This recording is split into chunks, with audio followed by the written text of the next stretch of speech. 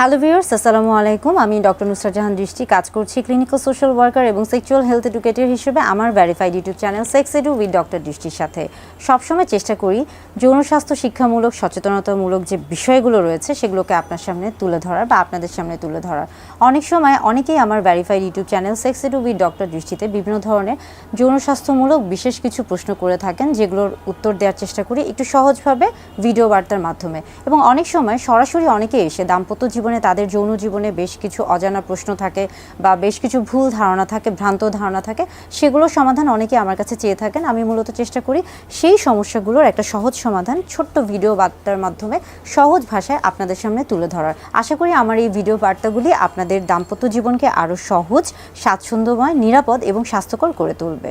আজকে কথা বলবো যে বিষয়টি নিয়ে, সেটি হচ্ছে দাম্পত্য জীবনে নারী পুরুষ উভয়ের ক্ষেত্রে, বিশেষ করে পুরুষরা অনেকেই আমার কাছে জানতে চেয়েছেন যে আসলে কোন জিনিসটি ব্যবহার করলে তাদের দাম্পত্য জীবনে বা সহবাসে তাদের লিঙ্গের উত্থান দীর্ঘক্ষণ হবে অথবা তাদের সহবাসের সময়টা তৎক্ষণাৎ বৃদ্ধি পাবে।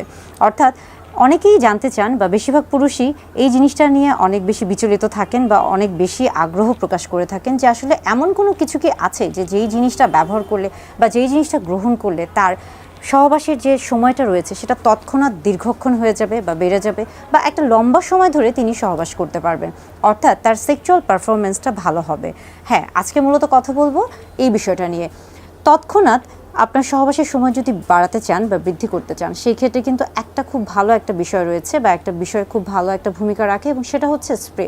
আপনি যদি স্প্রে ব্যবহার করে থাকেন সেই ক্ষেত্রে কিন্তু আপনার সহবাসের যে সময়টা রয়েছে সেটা কিন্তু তৎক্ষণাৎ বেড়ে যায়। সেই ক্ষেত্রে আসুন আসলে বুঝতে হবে যে স্প্রেটা কী, স্প্রেটা কেন ব্যবহার করা হচ্ছে, স্প্রেটা কী কাজে লাগছে বা স্প্রেটা কখন ব্যবহার করছে এবং স্প্রের ভূমিকাটা কী, বা স্প্রে ব্যবহার করার ফলে এটার উপকারিতা কী বা অপকারিতা কী, আদৌ কোনো উপকারিতা আছে কি না বা অপকারিতা আছে কি না, এই প্রত্যেকটা বিষয় নিয়ে আজকে কথা বলবো।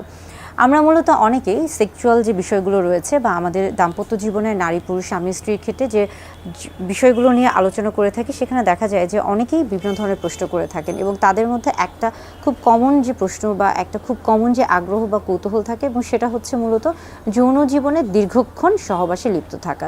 এটা নিয়ে কিন্তু অনেকের অনেক প্রশ্ন থাকে এবং এই বিষয়ে কিন্তু অনেক ধরনের ওষুধ রয়েছে, অনেক ধরনের আমরা বলে থাকি যে উপাদান রয়েছে, যেগুলো গ্রহণ করলে আপনি খুব সহজেই লম্বা সময় ধরে সহবাস করতে পারবেন। তবে স্প্রের কথায় যদি আমরা এসে থাকি, সেক্ষেত্রে দেখা যাচ্ছে যে বিগত প্রায় 10 বছর আগের কথাও যদি বলে থাকি, যে 10 বছর আগেও কিন্তু স্প্রেটা খুব বেশি প্রচলিত ছিল না, কিন্তু ইদানিং স্প্রের প্রচলনটা অনেক বেশি হচ্ছে, পরিচিত হয়েছে এবং এটা অনেকের কাছে খুব বেশি, আমরা বলবো যে অনেকেই অনেক বেশি স্বাচ্ছন্দ্য বোধ করছেন এবং পছন্দ করছেন, এবং ইদানিং কিন্তু স্প্রেটা অনেক বেশি হচ্ছে, ব্যবহৃত হচ্ছে।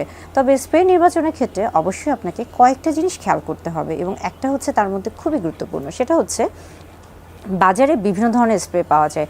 আপনি কোন স্প্রেটি ব্যবহার করছেন এবং সেটা আপনার শরীরের জন্য উপযোগী কিনা, কিংবা সেটা আপনার শরীরে কোনো ক্ষতিকর প্রভাব ফেলছে কিনা, সেটা অবশ্যই জানার জন্য একজন চিকিৎসকের পরামর্শ নেবেন।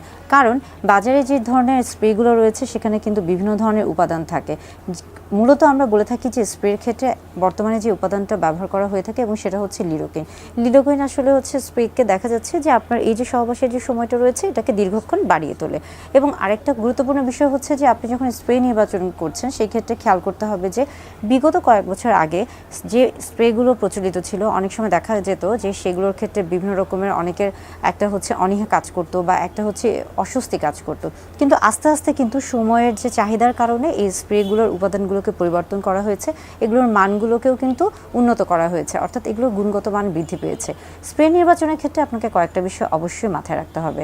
একটা হচ্ছে যে আপনি যে স্প্রেটি কিনছেন সেটা সহজলভ্য কিনা, এবং সেটা হচ্ছে সহজে সব জায়গায় পাওয়া যাচ্ছে কিনা, এবং সেটার সঠিক উপাদান সেখানে আছে কিনা, কিংবা সেটা আপনার জন্য সঠিক কিনা, এবং এটা আসলে আপনার যে সময়টা রয়েছে, তৎক্ষণাৎ যে সময়টা রয়েছে সেটাকে সঠিকভাবে এটা দীর্ঘায়িত করছে কিনা, এই প্রত্যেকটা বিষয় কিন্তু আপনাকে অবশ্যই মাথায় রাখতে হবে।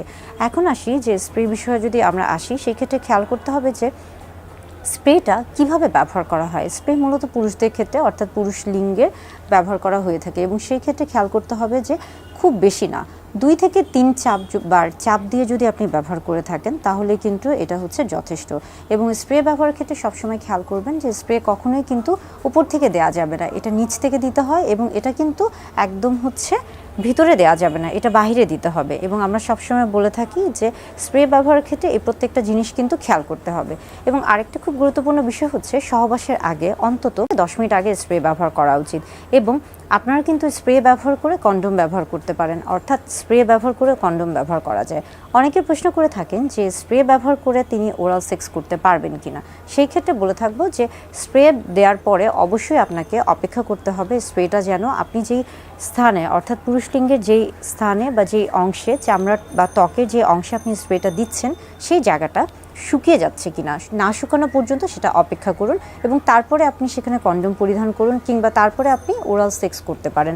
সেই ক্ষেত্রে অবশ্যই আপনাকে না শুকানো পর্যন্ত অপেক্ষা করতে হবে, অর্থাৎ যতক্ষণ পর্যন্ত না জায়গাটা শুকাচ্ছে ততক্ষণ পর্যন্ত অপেক্ষা করতে হবে। স্প্রেটা যদি ভেজা ভেজা থাকে, আপনার চামড়া বা ত্বকটা যদি ভেজা থাকে, অর্থাৎ পুরুষলিঙ্গ বা পেনিস যদি স্প্রে করার ফলে সেখানে যদি ভেজা থাকে, তাহলে কিন্তু ততক্ষণ পর্যন্ত সহবাস করা যাবে না বা ওরাল সেক্স করা যাবে না, বা কন্ডোমটাও কিন্তু তখন পরা উচিত হবে না।